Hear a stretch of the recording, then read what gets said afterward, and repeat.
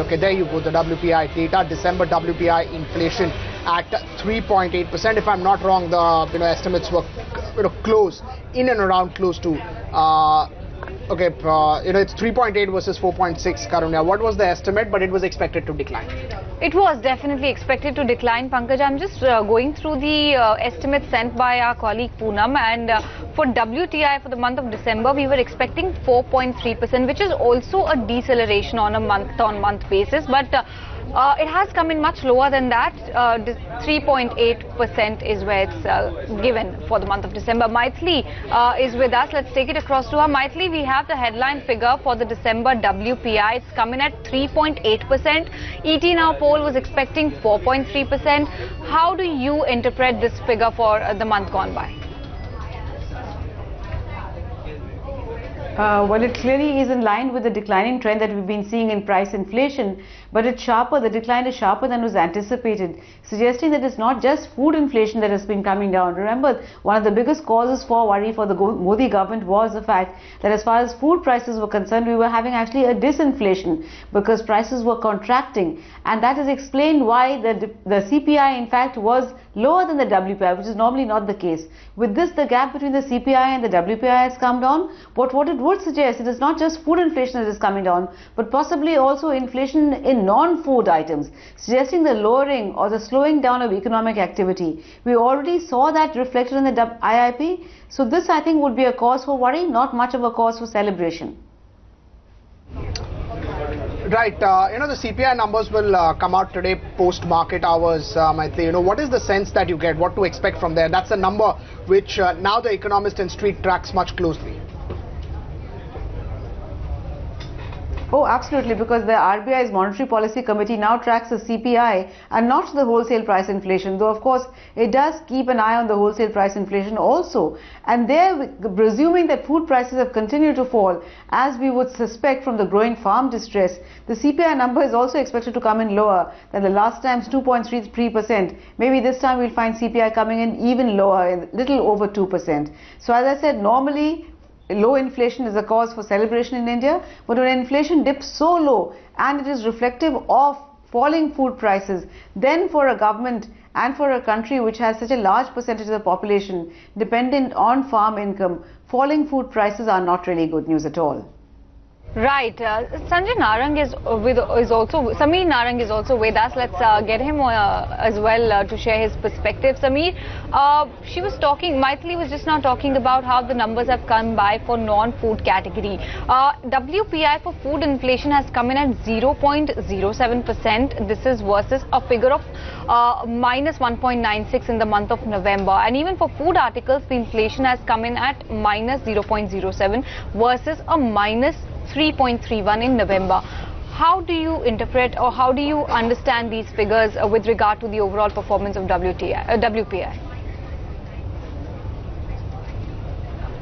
No, I think what Maithili has been saying is actually quite bang on.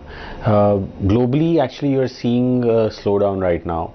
The numbers that Apple is talking about, LG reported its preliminary earnings, and there is this large pricing pressure that is seen across Asia, and that will impact your exports. The domestic economy is any which way is lukewarm because of lower agri prices.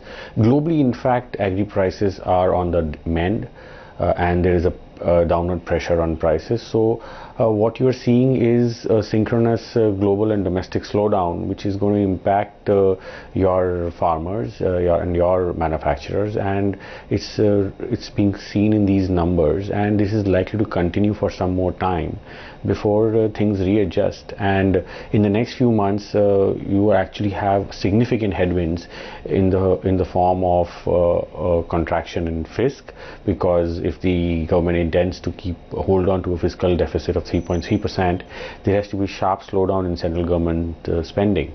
So overall one has to do with the fact that you will see muted growth for the next couple of months. And so inflation actually should also be on the mend, on the lower side. Oh, this is Maithili from the ET Now Delhi. And I was also wanting to ask you that now that we are seeing WPI coming in so much lower than estimates, and presumably CPI will also come in substantially lower, as little over 2%, will there be enormous pressure on the Reserve Bank of India to cut interest rates in its February policy?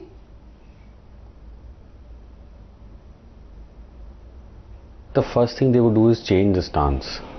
It will be a sequential step. The first step would be to change the stance and then look at the incoming data and react. So, but the good thing is globally all the central banks are talking about, at least the US Fed is saying that it's relooking at its rate strategy and unlikely to raise rates. And the response by most of the EM central banks was just to maintain the rate differential with the US central bank. So, if the US central bank halts its rate hikes, then I think the first step would be change in stance and then look at cutting rates. But you have to remember that our estimates for FY20 suggest that the overall CPI inflation on an average in FY20 would be less than 4% but closer to 3.8 to 3.7%. So there is not a large wiggle room to cut rates any which ways.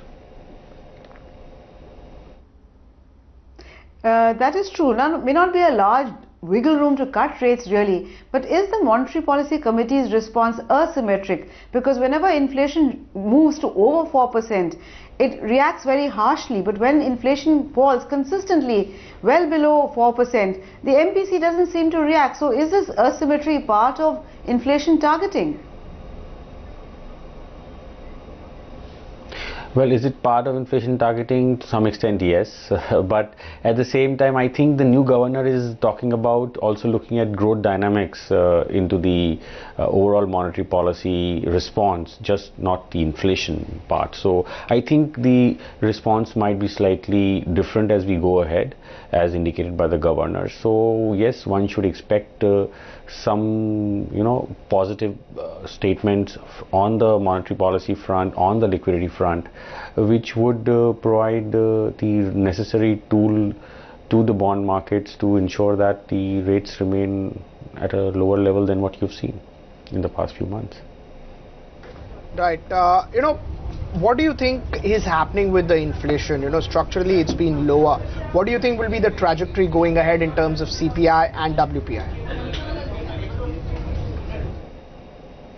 I think the structural underlying factors are not changing anytime soon.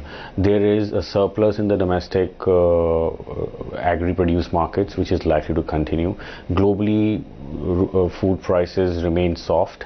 They are not showing any trajectory of moving upwards. So on the food inflation front, one can be comfortable and say that it's unlikely to turn much higher in the near term and the medium term.